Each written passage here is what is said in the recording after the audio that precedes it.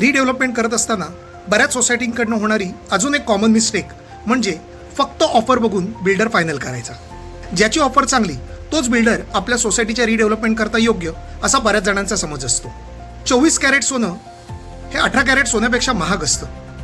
ज्यावेळी तुम्ही सोनाराकडे 10 लाख रुपये घेऊन जाता 24 कॅरेट सोनं 5.5 तोळेच येतं, परंतु 18 कॅरेट सोनं मात्र 8 तोळे येतं. ते जास्त मिळतं म्हणून तुम्ही 18 कॅरेट सोनं घेणार का? रिडेव्हलपमेंट करताना तुम्हाला 2 बिल्डर्सची ऑफर आहेत. एकाची ऑफर 25%, दुसऱ्याची ऑफर 35%.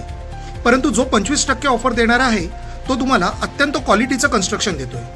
तो तुमच्या भिंती विटांमध्ये बांधणार आहे. खिडक्या UPVCच्या विंडोज असणार आहेत. बाथरूम फिटिंग्स किंवा इलेक्ट्रिकल फिटिंग्स ही ब्रँडेड आणि प्रीमियम क्वालिटीची असणार आहेत. तो तुम्हाला कॉर्पस फंड, रेंट किंवा बेटरमेंट चार्जेस देखील जास्त देणार आहे. 35% वाल्याची ऑफर मोठी आहे, परंतु तो अत्यंत बेसिक मटेरियल वापरून कन्स्ट्रक्शन करणार आहे. फक्त ऑफरच बघितलीत तर कदाचित तुम्ही 35% वाल्याची ऑफर सिलेक्ट कराल, पण नंतर पुढे जाऊन पश्चाताप करण्याची वेळ येऊ शकते.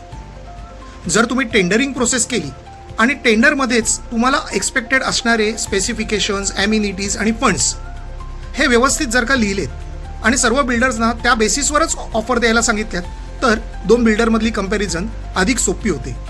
लक्षात ठेवा, योग्य बिल्डरची निवड म्हणजेच यशस्वी रिडेव्हलपमेंटची हमी.